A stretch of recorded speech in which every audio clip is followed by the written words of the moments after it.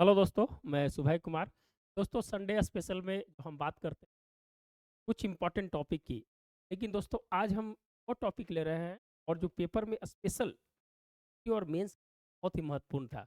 हम सेलेक्ट किए कि कुछ 4-5 आर्टिकल था जो आपके लिए एग्जाम में 110% पूछना है।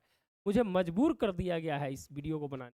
हम आज बनाना नहीं चाह रहे थे, लेकिन जब हम देखें कि हम नहीं, निश्चित है जो लोगों के बीच वीडियो है जो जाना चाहिए, तो दोस्तों है जो हम आपके लिए जो वीडियो ला रहे हैं और अच्छा लगता है वीडियो, आपसे यही मेहताना हम मांगते हैं दोस्तों।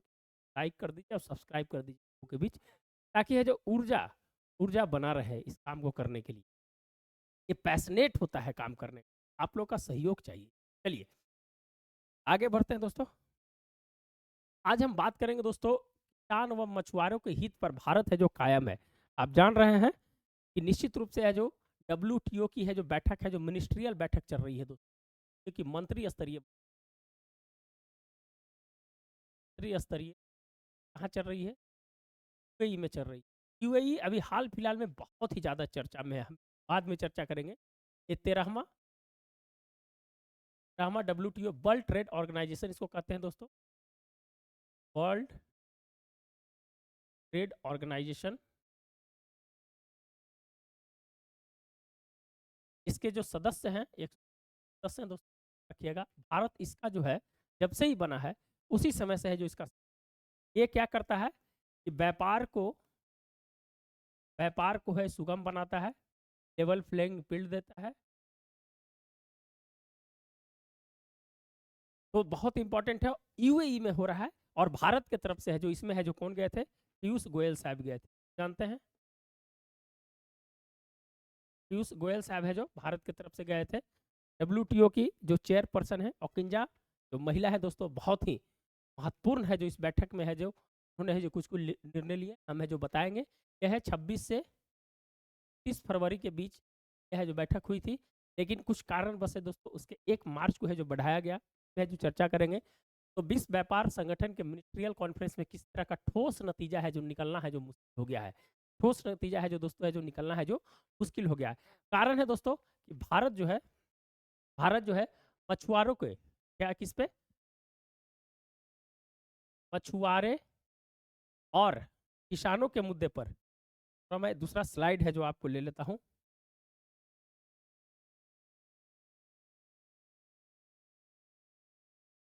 हाँ, भारत जो है दोस्तों मछुआरे और किसानों के मुद्दे पर लेकर है जो अपनी है जो बात है जो यहाँ पर है जो अपनी रखने का प्रयास किया है। भारत में कहा जाता है दोस्तों, मछुआरे की जो आजीविका है पूरा है जो मछली पकड़ने के ऊपर ही है जो निर्भर है। और भारत कहता है कि जो इस चीज में लोगों ने है जो आवाज उठाया कि भारत है जो पर्यावरण संतुलन का है जो कहीं ना कहीं उल्लंघन कर रहा है। कैसे कर रहा है दोस्तों? पर्यावरण संतुलन का उल्लंघन, जो आरोप लगा है भारत के बारे में, जो है जो उल्लंघन कर रहा है। इसके पीछे रीजंस क्या दिया गया है कि भारत जो है गहरे समुद्र में है जो बोट के माध्यम से पारिस्थितिक तंत्र को है जो नुकसान पहुंचा रहा है। पारिस्थितिक तंत्र को है जो नुकसान पहुंचा रहा है। तो बोट स्ट्रिपिंग कहते हैं दोस्तों। क्या कहते हैं? बोट स्ट्रिपिंग कहते हैं। जो गहरे समुद्र में जाकर जो मछली पकड़ता है, जैसे समुद्र है दोस्तों, समुद्र के नीचे में बहुत सारी चीजें स्पीसीज और यह जो संतुलन बनाए रखने के लिए होती है। तो जो मछली पकड़ने वाला जाल जो होता है वो है जो बहुत गहराई में जाता है और इस तरह से जो मछली पकड़ता है। तो ये जो पारिस्थितिकी जो संतुलन बनाए रखने के लिए जो भी चीज़ें जो हमारे समुद्र में होते हैं, सागरीय में होते हैं, तो कहता है कि वो कहीं ना कहीं है जो भारत है जो उसका नुकसान पहुंचा रहा है।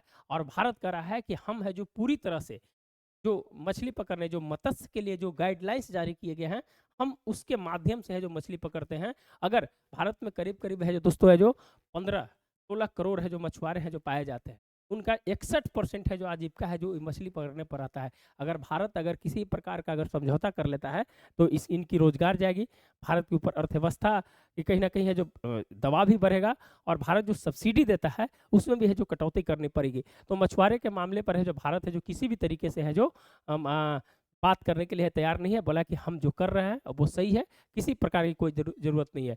दूसरी की अगर किसानों की अगर बात करें दोस्तों, तो किसानों की सब्सिडी जो है 10% से ज़्यादा है जो नहीं देने की है जो बात है जो WTO के मंच पर कहा जाता है। लेकिन एक पीस क्लाउज हुआ था, 2013 में। 2013 में पीस क्लाउज में कहा गया था कि किसानों की सब्सिडी के मामला को है जो हम आपस में है जो बैठ कर है जो सुलझा लेंगे। जो किसानों की सब्सिडी जो दिया जाता है दोस्तों, 1985-86 के बेस प्राइस पर 3.2 पैसा प्रति किलो है जो दिया जाता है। भारत भारत पर यह दबाव है कि भारत है जो 30 से 40 रुपये है जो प्रति किलो खरीदता है, और उस पर है जो 27 रुपया तक है जो सब्सिडी है जो 27 रुपया तक है जो सब्सिडी है जो भारत देता है। 1 मिनट, विकी का फोन है। 27 रुपया सब्सिडी देता है, और जो जो अनाज जो भारत खरीदता है, जो पीडीएस के लिए अनाज खरीदता है, उसका 40 से 45% है जो निर्यात कर देता है। तो कहीं ना कहीं भारत के ऊपर है जो इसका है जो दबाव है जो था, और भारत ने है जो मानने से लिए कहीं कहीं ना कहीं इनकार कर दिया है। एक बहुत बड़ी भारत की अंतर्राष्ट्रीय व्यवस्था में है जो जीत ही मानी जा रही है कि भारत अपनी बात को है जो मनवाने में कहीं ना कहीं है जो कामयाब रहता है। दूसरी चीज वही चीज है कि जो MC3 का जो बैठक था उसमें प्रमुख बिंदु पर बात हुई। उसमें है जो दोस्तों किसानों को दी जाने वाली सब्सिडी और जो 86 और 88 का है जो बेस प्राइस के बारे में जो मैंने चर्चा किया, तो उसी पर है जो अभी दिया जाता है। दूसरी चीज, कृषि निर्यात में बड़ी भूमिका निभाने वाले देश भारत अनाज खरीदारी नीति का है जो विरोध कर रहा है। उसका मानना है कि भारत इस नीति से उसका निर्यात है जो प्रभावित होगा। ये तो है, हमने है जो WTO के बारे में है जो थोड़ा सा है जो बताने का है जो प्रयास किया। इसके बहुत बड़ी लेक्चर्स होंगे, इसमें कौन सी सब्सिडी दी जाती है, ग्रीन, येलो, रेड कौन कौन सी होती है, उस पर है जो चर्चा हम नहीं करेंगे। जो थोड़ा आर्टिकल में आया है जो आपसे रिलेटेड है वही है जो हम चर्चा करने का प्रयास करेंगे। थोड़ी सी एक और बात बता दें दोस्तों कि थाईलैंड की है जो ये है जो राजदूत थी, जिनका नाम है पिमचोक बोनकोपोन पिटफील्ड। इन्होंने है जो भारत के जो किसानों के लेकर मुद्दे पर जो बात हो रही थी, उन्होंने है जो भारत का विरोध किया, और भारत का विरोध किया कि जो भी भारत है जो अनाज जो खरीदता है उसकी 40% है जो निर्यात कर देता है जो पीडीएस के लिए। जो भारत, आप जानते हैं भारत में है जो नेशनल फूड सिक्योरिटी एक्ट है दोस्तों, उस सिक्योरिटी एक्ट के चलते है जो 67% लोगों को है जो खाद्य सुनिश्चित किया जाता है। जो FCI के माध्यम से, FCI की स्थापना 1964 में, ध्यान रखिएगा, FCI के माध्यम से जो हमारा अनाज आता है वो अनाज है जो पीडीएस में जाता है, और पीडीएस के माध्यम से जो अंत्योदय योजना के माध्यम से है जो राष्ट्रीय खाद्य सुरक्षा नीति को है जो पहुंचाया जाता है। और 81 से 81.5 करोड़ लोग है जो दोस्तों इसका है जो अभी 2028 तक है जो योजना को है जो बढ़ा दिया गया है। प्रधानमंत्री गरीब कल्याण योजना जो बढ़ाया गया है 2028 तक है जो बढ़ाया गया है। 81 करोड़ लोगों को है जो इससे है जो भोजन है जो मिलता है। तो भारत की एक दोहरी अर्थव्यवस्था के बारे में भी है जो वहाँ के WTO के मंच पे कि भारत कहता है कि हम है जो एक बहुत बड़ी बढ़ती अर्थव्यवस्था है, और दूसरी तरफ है जो 81 करोड़ लोगों को खाना देता है। इसको K-सेल अर्थव्यवस्था कहा जाता है। एक तरफ तो आपकी अर्थव्यवस्था बढ़ रही है और दूसरी तरफ अर्थव्यवस्था जो घटती हुई दिखाई दे रही है, इसको K-सेल है जो इकोनॉमी कहा जाता है। K-सेल इकोनॉमी है जो इसको कहा जाता है दोस्तों, ध्यान रखिएगा। तो ये है, थोड़ी सी बातें थी जो मैंने बताने का। तो क्या हुआ दोस्तों कि जो भारत के विरोध में जो राजदूत, जो थाईलैंड की जो राजदूत थी, उन्होंने है जो विरोध में जो बोला, उसके बाद वहाँ की सरकार ने भारत की जो विदेश नीति को कहीं ना कहीं है जो मैनेज करने के लिए इनको है जो वापस बुला लिया, और इनके जगह वहाँ के जो विदेश सचिव को है जो वहाँ पर है जो रखा गया। तो भारत की एक दबदबा भी है जो इस वजह देखा जा सकता है। थोड़ा सा हम UAE चर्चा में है, याद गिना रहे हैं क्यों चर्चा में है। सबसे बड़ा मंदिर बना है। दूसरा चीज COP28 वहीं हुआ है, ध्यान रखिएगा। तीसरा चीज जो 10th वाइब्रेंट विलेज जो हुआ था गांधीनगर में, उसके जो मुख्य अतिथि UAE के ही थे। तो ये सब चीज़ें हैं जो दोस्तों है जो हम है जो आपका बताने का है जो प्रयास किए हैं। और निश्चित रूप से है जो UAE इस बार है जो क्वेश्चन है जो बनना तय है। हमने है जो रुपये कार्ड वहाँ चालू कर दिया, वहाँ UPI हमने चालू कर दिया। तो ये है जो UAE है जो अभी हमारा केंद्र बिंदु का है जो केंद्र है। वहाँ है जो सीपा भी है जो हमने चालू किया है, कॉमन एग्रीमेंट जो पार्टनरशिप होता है, वहाँ है जो हमने व्यापार के लिए चालू किया है।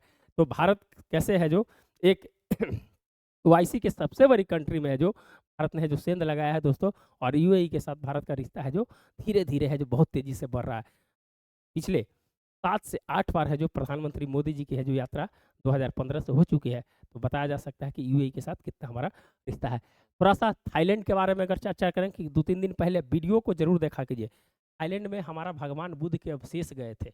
अभी हाल फिलहाल में है जो चर्चा है जो हमने किया है कि थाईलैंड में हमारे भगवान बुद्ध के अवशेष पहली बार है जो शिष्यों के साथ है जो वहाँ गए हैं। तो ये है जो क्वेश्चन है जो इस पर है जो पूछा जा सकता है।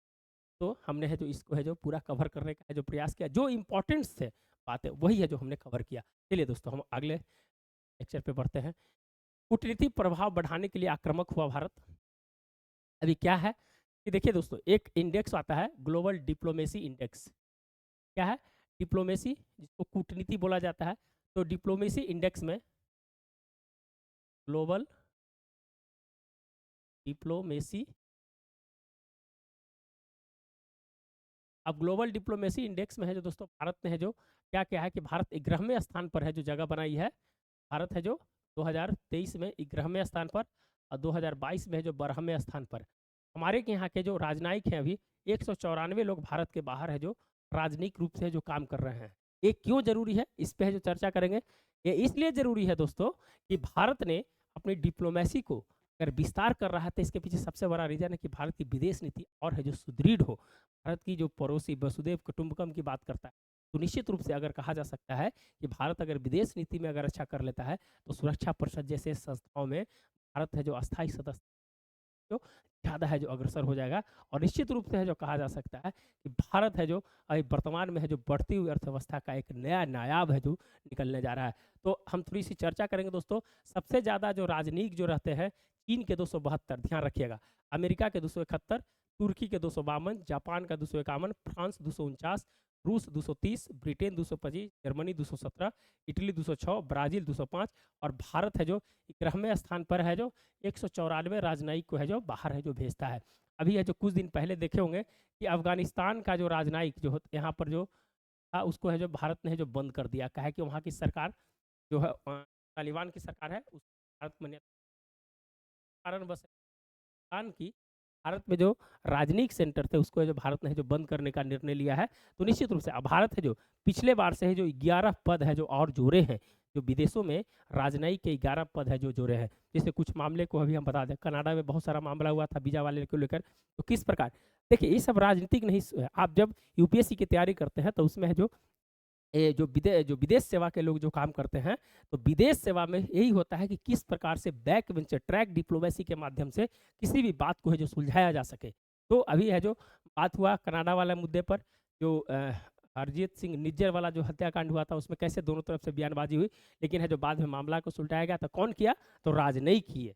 राजनयिक का यही काम होता है कि जो भी मुद्दा है उसको बैक वेंचर है जो कैसे सुलझाया जाए। दूसरी चीज़ कि भारत अमेरिका का है जो हरवंत सिंह पन्नू का मामला हुआ कि भाई वहाँ मारने के लिए जो निखिल करके एक आदमी था वो है जो वहाँ पर जासूसी का काम किया था। तो किस प्रकार है जो वहाँ पर है जो इस चीज़ को किया गया, चाहे नेपाल की बात हो, चाहे आपका चाइना की बात हो, मैंने पाकिस्तान की बात हो। तो ये राजनयिक क्या करते हैं कि एक है जो इनकी है जो कैपेबिलिटी होती है कि देश के मुद्दे को किस प्रकार है जो सुलझाया जाए बिना है जो नेता के हस्तक्षेप करके। ट्रैक डिप्लोमेसी, पीछे बैक वेंचर, ट्रैक 1.5, ट्रैक 2.5 कैसे होता है, ये सब है चीज़ें हैं जो हम बताएंगे कि उसमें राजनेता का हस्तक्षेप नहीं होता है। तो ग्लोबल डिप्लोमेसी इंडेक्स में भारत का स्थान है जो 2023 में है जो 11 है दोस्तों, ये जो ध्यान रखिएगा। अब है जो क्या होता है global diplomacy index, the global दुनिया की सबसे अहम राजनीतिक नेटवर्क को ट्रैक करता है। इसमें एशिया के 66 देश, G20 कहाँ हुआ था, भारत में हुआ था 9 से 10 सितंबर, ध्यान रखिएगा। और अगला कहाँ हो जाएगा, ब्राजील में होगा। चलिए, आर्थिक सहयोग को विकास शामिल है इस इंडेक्स में। रैंकिंग की विदेश नीति और दूसरे देशों के संबंध को सुधारने की बात करता है। एक चीज़ है दोस्तों, 2021 में है जो भारत ने 21 देशों में है जो 11 देशों में है जो अपना राजनयिक को बढ़ाया है। और भारत की उपस्थिति वर्तमान में भारत सबसे अधिक अफ्रीका, एशिया और यूरोप में राजनीतिक पदों को विस्तार है जो किया है। तो कहाँ कहाँ किया है, ये सब है जो पॉइंट है जो पूछा जा सकता है। तो अफ्रीका, एशिया और यूरोप में है जो अपने राजनयिक पदों को है जो बढ़ाया है। तो ये है जो टोटल है जो हमने बताने का है जो प्रयास किया। चलिए, जरूर है जो सब्सक्राइब लाइक जरूर कर दीजिएगा। चलिए, अनुराग अग्रवाल को है जो नियुक्त किया गया है संसद सुरक्षा का प्रमुख। देखिए दोस्तों, संसद सुरक्षा हाल में चर्चा में था। क्यों चर्चा में था, देखिए उनकी 13वीं जो बरसी थी जो संसद की हमला की, उस पर क्या हुआ, दो लोगों ने है जो दर्शक दीर्घा से उठकर है जो मैंने एक स्प्रे है जो किया। तो दर्शक दीर्घा होता है, जैसे ये संसद भवन का है तो कुछ दर्शक दीर्घा बनाए जाते हैं, इसको बोलते हैं दर्शक दीर्घा। दर्शक दीर्घा, जहाँ पर आम लोग है बैठ के है जो संसद की कार्यवाही देखते हैं, तो यहाँ से है जो संसद भवन में कूदे और यहाँ पर कुछ है जो स्प्रे किया जो आपका येलो येलो प्रकार का है जो स्प्रे था, और है जो संसद की सुरक्षा में हमला के लिए है जो कहीं ना कहीं है जो एक बात मानी जा सकती है कि अगर मान लीजिए कि किसी और घटना की अनहोनी हो जाती तो क्या करते, तो इसके लिए है जो पहले जो सुरक्षा जो थी दिल्ली पुलिस के हाथ में थी, कौन थी, दिल्ली पुलिस के हाथ में थी सुरक्षा, दिल्ली पुलिस करती थी। लेकिन अब क्या कर दिया दोस्तों कि इसमें है जो CISF को भी है जो इसमें है जो डालने का है जो प्रयास है जो किया गया है। एक कंपनियां है जो वहाँ पर है जो CISF की भी रहेगी और वही है जो वहाँ पर है जो पूरा देखेगी। तो संसद सुरक्षा का जो मेन है जो बनाया गया अरुण अग्रवाल को है जो बनाया गया है संसद सुरक्षा का प्रमुख है जो ध्यान रखिएगा। क्या ये है क्या दोस्तों 1988 बैच के हैं और है जो CISF के साथ CRPF के भी है जो कुछ है जो जवान है जो उसमें है जो शामिल रहेंगे। तो ध्यान रखिएगा संसद सुरक्षा का प्रमुख किन्हें बनाया गया, अरुण अग्रवाल को है जो अनुराग अग्रवाल को बनाया गया है। अनुराग अग्रवाल को, ये सब क्वेश्चन है जो हिडन ट्रायल है। आगे बढ़ते हैं। आयुष्मान कार्ड बनाने वाला पहला राज्य, जो 5 करोड़ जो आयुष्मान कार्ड है जो दोस्तों बनाने वाला पहला राज्य है जो कौन बना, उत्तर प्रदेश। कब स्थापना हुई थी, 2019 में। इसको मोदी केयर भी है जो कहा जाता है दोस्तों, क्या कहा जाता है, मोदी केयर भी कहा जाता है। 2019 में स्थापना हुई थी, मैंने इसकी शुरुआत की गई थी। इसमें है जो कितना 50 करोड़ लोगों को है जो 5 लाख तक है जो बीमा देने की है जो बात की गई थी। 5 लाख तक है जो 5 लाख तक इलाज का है जो पैसा है जो उसमें है जो 5 लाख तक, मैंने 50 करोड़ लोग, मैंने 10 करोड़ परिवार, कितना 10 करोड़ परिवार को। तो 5 लाख कार्ड बनाने वाला पहला राज्य कौन सा हो गया, 5 लाख बनाने वाला पहला राज्य है जो यूपी हो जाएगा। चलिए ध्यान रखिएगा दोस्तों, ये सब चीज़ है जो फैक्चुअल पार्ट है लेकिन बहुत इंपॉर्टेंट पार्ट है। ये कहाँ से आया था, ये मोदी जी जब यूएसए गए थे तो वहाँ पर ओबामा केयर है जो चलता था दोस्तों। क्या चलता था, ओबामा केयर है जो चलता था। और ओबामा का जो कार्यकाल था 2009 से लेके 17 तक, 9 4 13, 13 4 17, 2 टर्म तक ही ओबामा रह सकते थे। तो उन्होंने है जो गरीबों के लिए वहाँ पर है जब बीमा नहीं थी तो उन्होंने इस प्रकार का ओबामा केयर तरह का है जो उन्होंने है जो हेल्थ कार्ड है जो उन्होंने चालू किया था, और वही एडॉप्ट करके है जो यहाँ पर है जो प्रधानमंत्री जी है जो लाए थे। उसके बाद इसको है जो चालू किया गया था। हमने जो पूरी है जो कहानी है जो बताने का है जो प्रयास किया। चलिए बिग कैट अलायंस संरक्षण को सधेगे वैश्विक, यह है दोस्तों बिग कैट अलायंस। भारत में है जो बिग कैट अलायंस है जो 7 परिवारों को है जो रखा गया है। इसमें है जो कौन कौन सा परिवार है वो है जो हम आपको है जो बताने का है जो प्रयास करेंगे। तो बिग कैट में कौन कौन आते हैं, बाघ, शेर, तेंदुआ, हिम तेंदुआ, चीता और प्यूमा और जगुआर। ये क्या है, ये है जो बिग कैट के है जो ये सब है जो एक संगठन बनाया गया है। बाघ लिख देते हैं, याद रखिएगा, बाघ, शेर, तेंदुआ, हिम तेंदुआ, प्यूमा,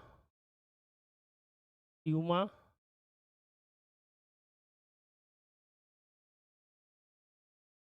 फिर से लिख, बाघ, शेर, तेंदुआ, तेंदुआ, हिम तेंदुआ, पांचवा जगुआर, छठा हो जाएगा प्यूमा, और है जो एक हो जाएगा चीता भी हो जाएगा इसमें दोस्तों। 7 है जो चीता, चीता। देखिए दोस्तों, अभी है जो प्रोजेक्ट टाइगर के 50 साल पूरे हुए। भारत ने किस प्रकार से है जो टाइगर के बारे में कार्य किया है, 1973 से परियोजना चली थी। उसी क्रम में है जो बिग कैट अलायंस थे, कितने देश में पाया जाता है, ये टोटल है जो 96 देश में है जो पाया जाता है, 96 देश में पाया जाता है। तो इसके लेकर क्या किया जा रहा है कि Bharat big cat alliance, Bharat क्या कर रहा है, बिग कैट अलायंस है जो बनाने जा रहा है दोस्तों। और इसमें सभी देश है जो अपनी भारत की जो उपलब्धियां हैं, जिस प्रकार से संरक्षण में काम किया है, वो है जो बाकी देशों को ट्रेनिंग देना, बहुत सारी चीज़ है जो उसमें है जो रखा जाएगा। तो 96 देश इसमें है जो पाया जाता है बिग कैट, जितने भी चीज़ है 96 देश में, उसमें 16 देशों ने अपनी सहमति इस अलायंस में आने की है जो सहमति दे दी है। तो निश्चित रूप से है दोस्तों, इसके लिए भारत सरकार ने है जो योजना को भी लाया है और करीब करीब 16 देश ने है जो इसकी है जो अनुमति दे दी है। और मुझे लग रहा है कि ये है जो भारत की जो कूटनीति है, इसको सॉफ्ट पावर कूटनीति कहा जाता है दोस्तों। इसको कहा जाता है इसको सॉफ्ट पावर कूटनीति है जो कहा जाता है। सॉफ्ट पावर में आपकी संस्कृति के माध्यम से, आपके इस तरह के माध्यम से है जो आपका है जो आपकी विदेश नीति चलती है, तो ये है जो आपका सॉफ्ट पावर में है जो इसको कहा जाता है। हमने तेंदुआ और हिम तेंदुआ के दोनों सर्वेक्षण को मैंने बताया है कि भारत में है जो हिम तेंदुआ सबसे ज़्यादा कहाँ पर है, तो लद्दाख में। तेंदुआ के बारे में मैंने कल बताया था कि तेंदुआ भारत में कितने पाए जाते हैं, 13,864। कहाँ सबसे ज़्यादा है, मध्य प्रदेश में। सेकंड नंबर पर महाराष्ट्र है। तीसरा नंबर पर आपका है जो कर्नाटक है। चौथा पर तमिलनाडु है। बिहार में है जो 86 पाए जाते हैं। झारखंड में 51 पाए जाते हैं। और कहाँ कहाँ, मध्य प्रदेश के मध्य एरिया में है जो दोस्तों है जो तेंदुआ की बढ़ोतरी हुई है, और शिवालिक एरिया में है जो तेंदुआ की कमी आई है। उत्तराखंड में 22% है जो कम हुए हैं तेंदुए। नॉर्थ ईस्ट में तेंदुओं की संख्या बढ़ी है। 4 ऐसे राज्य है जहाँ पर 1000 से ज़्यादा तेंदुए हैं। ये सघन वन में नहीं रहते हैं। आपको जितना हमको बोलना है, आपको पूरी रिपोर्ट्स हम पढ़े हैं, तो निश्चित रूप से आपको ऐसा ही पढ़ने की ज़रूरत है। और कैसे होगा इस पर है जो हम बात करेंगे। तो project tiger, project elephant, project him तेंदुआ, सब पे है जो चर्चा है जो आपको करना पड़ेगा, और इस तरह से है जो पढ़ने की है जो आपकी ज़रूरत है। चलिए, अच्छा लगता है तो जरूर है जो लाइक एंड सब्सक्राइब जरूर कीजिए। चलिए आगे बढ़ते हैं। देखिए दोस्तों, बदलने लगी है गांव, सूरत और सेहत। आप चुनावी दौर में हैं। चुनावी दौर में बहुत सारे वादे किए जाएंगे, और वादा कितना सही होता है उसका आकलन है जनता के ऊपर छोड़ दिया जाता है, और है जो आपके ऊपर है कि क्या क्या कीजिएगा। हमें इसमें क्या लेना है, क्या हम आपको पढ़ाने का मेन मकसद मुझे है कि परिवर्तन के 10 सोपान, गरीब कल्याण योजना, यह है जो टॉपिक है, ये सब याद रखेगा।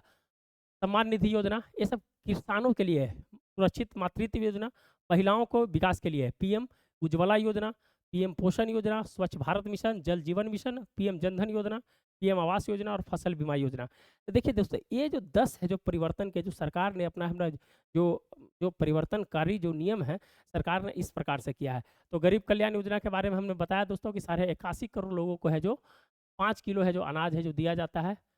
यह है जो 2020 जब कोरोना आया था, तो खगड़िया के तेल्हार से इसको चालू किया गया था।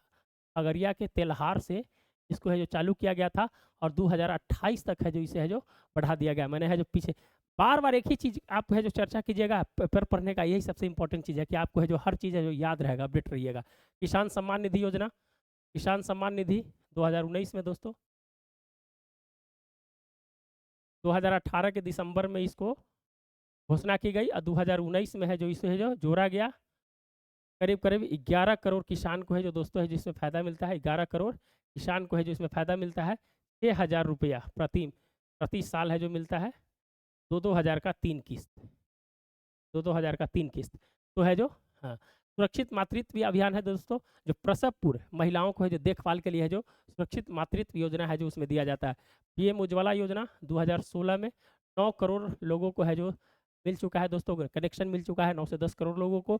पीएम पोषण योजना, विद्यार्थियों को पोषण युक्त है जो आहार किस प्रकार है जो दिया जाए, इसके लिए जो बहुत सारी जगह है जो सरकार ने है जो एक आकांक्षी जिला योजना भी है जो उन्होंने चालू किया, जिसमें है जो सबसे ज़्यादा ज़रूरत है उसकी है, उसको है जो दिया जाएगा। एक निपुण भारत योजना भी आया था दोस्तों, उसमें है जो पोषण भी और पढ़ाई भी दोनों को है जो जोड़ा गया था। तो ये सब ध्यान रखिएगा। निपुण भारत में पोषण भी और पढ़ाई भी, पोषण और प्लस पढ़ाई दोनों होगा उसमें। चलिए, स्वच्छ भारत मिशन जो है जो दोस्तों, स्वच्छ भारत मिशन गांधी जी के उपलब्ध 2019 में है जो पूरा कर लिया गया दोस्तों। ओडीएफ प्लस क्या है मैंने है जो चर्चा किया है। जल जीवन मिशन ये भी है जो 2019 में है चालू किया गया दोस्तों। कितना जो है आपको 15 से 16 करोड़ लोगों को है जो शुद्ध जल पानी है जो दिया जाए। पूरी एक ऐसा राज्य है जहाँ पर 24 घंटा पानी शुद्ध मिलता है। चलिए, जल जीवन मिशन हो गया। पीएम जनधन योजना, जैम जिसको बोलते हैं, लोगों के खाते को खुलवाना, और खाते में है जो उनको है जो डीबीटी के माध्यम से, तो ये डिजिटल इंफ्रास्ट्रक्चर में भी ये सब आता है दोस्तों।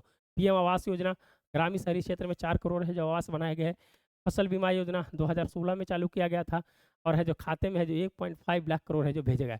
तो ये सब चीज़ याद रखना है, तब है जो आप है जो मेंस बढ़िया से लिखिएगा, पीटी आप है जो बढ़िया से कर पाइएगा। क्या क्या है ग्राम स्वराज योजना, कितनी राशि याद नहीं रखना है, ये सब याद रखिए। आपका जो योजना है मनरेगा, पीएम आवास, पीएम ग्राम स्वास्थ्य और एसएजी, तो ये सब चीज़ है दोस्तों है जो स्वयं सेवक सहायता एसएजी, सेल्फ हेल्प ग्रुप। फिर है जो कितना है जो खाद्यान्न का उत्पादन हुआ दोस्तों, तो 329 मीट्रिक टन है जो खाद्यान्न का है जो उत्पादन हो चुका है। गन्ना मूल में एफआरपी हमने बताया था, कितना एफआरपी मिला है, FRP 340 रुपया हो गया, 315 से 340 रुपया हो गया, 25 रुपया बढ़ा है दोस्तों, ध्यान रखिएगा। मैंने इस सब पे है जो लेक्चर लिया है, तो बहुत इंपॉर्टेंट चीज़ है। चलिए आगे बढ़ते हैं। देखिए ये है जो अटल बिहारी वाजपेयी जी के बारे में थोड़ा सा है कि ये है जो सबसे पहले जो दूसरा बार जो लोकसभा का चुनाव हुआ था दोस्तों, वो है जो उसमें है जो सबसे पहली बार है जो आपके जो क्या नाम है, अटल बिहारी वाजपेयी जी का है जो लोकसभा में है जो पर्दापान हुआ था, वो पहली बार जीत कर आए थे वाजपेयी साहब। दूसरी बार जब है जो 1952 में, 52 में पहली चुनाव हुआ, और 1957 में जब दूसरी बार चुनाव हुआ, तब है जो जीत के आए थे। कहाँ से? बलरामपुर से। कहाँ से? बलरामपुर से। 25 दिसंबर सुशासन दिवस मनाया जाता है, ध्यान रखिएगा दोस्तों। भारत रत्न से सम्मानित किए गए हैं, भारत रत्न से सम्मानित किए गए हैं, सम्मानित है जो किए गए हैं भारत रत्न से, भारत रत्न से। अभी तक भारत रत्न 53 लोगों को मिला है। 1954 से जो भारत रत्न की शुरुआत हुई है, इसमें जो कोई राशि नहीं दी जाती है, बहुत सारी चीज़ें। तो खाली सिर्फ बताना चाह रहे थे कि है जो इनकी है जो कब है जो आए, 1957 में बलरामपुर सीट से है जो ये सबसे पहली बार है जो चुनाव जीत कर आए थे। चलिए, एक है जो दोस्तों प्रोजेक्ट शक्ति है जो लॉन्च किया है, ये है जो गूगल ने लॉन्च किया है दोस्तों। गूगल किसने? गूगल ने प्रोजेक्ट शक्ति को है जो लॉन्च किया है, प्रोजेक्ट शक्ति। प्रोजेक्ट शक्ति ये है जो इसलिए लॉन्च किया है दोस्तों कि जो लोकसभा चुनाव है उसको लेकर फेक न्यूज़ से बचने के लिए, फेक न्यूज़ से बचने के लिए है जो गूगल ने है जो इस प्रकार से आर्टिफिशियल इंटेलिजेंस का यूज़ किया। क्या कहता है गूगल न्यूज इनिशिएटिव? लोकसभा चुनाव के दौरान भ्रम सुनने के निपटने के प्रोजेक्ट शक्ति लॉन्च किया है। ये फैक्ट चेक समाचार प्रकाश को डीप फेक भ्रामक जानकारी से बचने, उसे पहचानने में जो मदद मिलेगी। यही है दोस्तों। इन्हें विश्वास news, the Quint, boom, factly news checker जैसे प्रमुख संस्थान शामिल है। प्रोजेक्ट शक्ति का उद्देश्य चुनाव के दौरान भ्रामक सूचना को पहचान के रोकना। मैंने सिंपल यही चीज़ है कि फैक्ट चेक को रोकने के लिए इसको है जो रखा गया है। अगर सही रहेगा तो ठीक है, नहीं तो है जो उसे है जो डिलीट कर देगा। तो निश्चित रूप से बहुत इंपॉर्टेंट है आज का लेक्चर। मुझे मजबूर कर दिया दोस्तों बनाने के लिए। हम नहीं चाह रहे थे कि आज है जो हम लेक्चर बनाएं, लेकिन है जो मजबूर कर दिया, और इतना इंटरेस्टिंग था इसीलिए। चलिए देखिए दोस्तों, चंद्रमा पर हफ्ते भर अमेरिका मून लैंडर काम करना बंद कर दिया। आप जानते थे कि वह 1972 के बाद अमेरिका है जो भेजा है, अमेरिका अपना निजी मिशन भेजा है। क्या है उसका नाम? है ओडिसियस। Odysseus, Odysseus. ये दोस्तों 22 फरवरी को है जो वहाँ पर उतरा था। उसके बाद 8 दिन चलने के बाद है जो काम है जो बंद कर दिया है। तो ध्यान रखिएगा, ये है जो 1972 के बाद अमेरिका अपोलो 17 सबसे लास्ट भेजा था। क्या था? अपोलो 17 है जो सबसे लास्ट भेजा था 1972 में। उसके बाद है जो पहली बार इस कंपनी का है जो दोस्तों है जो नाम है, जिस पे है जो हम चर्चा करना चाह रहे हैं, जो आपका बहुत ही इंपॉर्टेंट है। जो कंपनी का नाम है इंटूसियस मशीन, इंटूसियस मशीन, ये याद रखिएगा। इंटूसियस मशीन एक कंपनी के द्वारा है जो भेजा गया है, निजी है दोस्तों, ध्यान रखिएगा। काम करना बंद कर दिया, साउथ पोल पर गया था, ध्यान रखिएगा। भारत अब जानते हैं चंद्रयान 3 23 अगस्त को पहुंचा वहां पर, और भारत है जो पहला देश साउथ पोल पे जाने वाला, चौथा देश है चंद्रमा पर पहुंचने वाला बना। तो हम चर्चा करते रहेंगे, लेकिन ये इंपॉर्टेंट था इसलिए मैंने कहा। दूसरा है कि न्यूजीलैंड में है जो ज्वालामुखी विस्फोट के केस में कंपनी पर लाखों का जुर्माना लगा है। ये वैसा कोई न्यूज नहीं है, इसको नहीं कोई जरूरत। थोड़ा सा ये रूस यूक्रेन के युद्ध के बारे में हम थोड़ा सा जो इसमें ट्रिक्स है कि कब तक ये युद्ध चलता रहेगा कहा जा रहा है। तो दोस्तों आप जानते हैं कि 24 फरवरी को है जो ये युद्ध स्टार्ट हुआ था, 24 फरवरी को, और है जो करीब करीब 24 महीने हो गए हैं दोस्तों, 24 महीने हो गए। तो 2022 में है जो ये चालू हुआ था, 24 महीने हो गए, और ये कब तक युद्ध चलेगा। तो इसमें है जो लेखक कहते हैं कि जिस प्रकार से घेराबंदी की गई पुतिन को, लेकिन उसमें है जो पश्चिमी देश सफल नहीं हो पाया। उनका कहना है कि अगर यूक्रेन कुछ दिन के बाद ऐसा लग रहा था कि सरेंडर कर देगा, लेकिन है जो अमेरिका और पश्चिमी देश के द्वारा दिए गए पैसे और हथियार ने है जो इस युद्ध को है जो लंबा कर दिया। तो कहा जा रहा है कि पुतिन इस पे है जो थोड़ा अपने स्तर पर सोचे कि अगर मान लीजिए इस युद्ध में हार हो जाएगी तो पुतिन को गद्दी छोड़ना पड़ेगा। लेकिन दोस्तों कहा जाता है कि जब सोवियत संघ का विघटन हुआ था, तो इस प्रकार की घटना है जो रूस में ऑलरेडी हो चुकी थी, और उस समय जो है कहीं ना कहीं है जो रूस के जो शासक थे जो रूस पे जो शासन कर रहे थे, इस दबाव में आकर, जैसे अफगानिस्तान युद्ध में रूस की जो उलझन जो पड़ी थी, जिसके बाद है जो वहाँ विघटन हुआ 1991 में, उस समय पुतिन है जो केजीबी में है जो सिक्योरिटी में है जो काम कर रहे थे, और उनको इस चीज़ का अंदेशा था कि कभी ना कभी है जो पश्चिमी देश है जो रूस पे इस प्रकार के जो तकरीब है जो करेगा। उन्होंने कुछ ऐसा करने का प्रयास किया, लेकिन है जो अपना व्लादिमीर पुतिन कि कहीं न कहीं है जो उनकी है जो क्षमता और वहाँ के लोगों का विश्वास ने है जो इस युद्ध में है जो उनको है जो बनाए रखा है।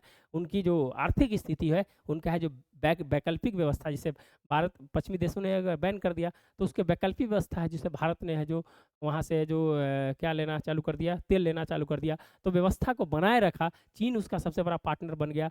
बाकी ये जो अमेरिका के जो एलाई थे, जो साथ में काम कर रहे थे, जो निश्चित रूप से है जो कुछ ऐसे देश जो के रूस के साथ आ गए, और इस प्रकार से है जो युद्ध को है जो लंबा खींचा, और लंबा खींचने के उपरांत आज भी है जो दोस्तों है जो इस युद्ध में है जो रसिया बना हुआ है। और मुझे लगता है कि जब तक है जो नाटो की जो समस्या थी, जो रूस यूक्रेन को शामिल होने की, जब तक वो ख़त्म नहीं करेगा, मुझे नहीं लगता है कि इस युद्ध को है जो रोका जा सकता है। लेकिन अंतर्राष्ट्रीय दबाव के चलते हो सकता है कि कुछ मध्यस्थता हो जाए, लेकिन है जो अभी ऐसी है स्थिति है जो दिखती नहीं दिख रही है। इसमें दो घटना का जिक्र किया है कि किस प्रकार है जो पुतिन को दबाव में लाया जाए, तो दो घटना है, बंधक बनाने की घटना है दोस्तों। उसके बाद उन्होंने जो कड़े फैसले लिए, और कड़े फैसले लेकर दिखाया कि नहीं, हम है जो झुकने वाले नहीं है किसी के सामने। तो वही है, संप्रभुता का कहीं ना कहीं है जो अपना है जो एक नई वानगी पुतिन के अंदर में है। तो यही चीज़ है जो कहने का है जो बात किया जा रहा है, और इस पर है जो हमने चर्चा कर दी है। चलिए दोस्तों, वीडियो को यहीं पर रोकते हैं, और आपका सहयोग मेरे लिए बहुत ज़रूरी है। सब्सक्राइब जरूर कीजिएगा, अगर वीडियो अच्छा लगता है तो ज़रूर सब्सक्राइब कीजिए। आप ही का तो है ये सब पूरा चैनल, जब तक आप नहीं सहयोग कीजिए कैसे काम होगा। तो दोस्तों, मिलते हैं नए वीडियो के साथ।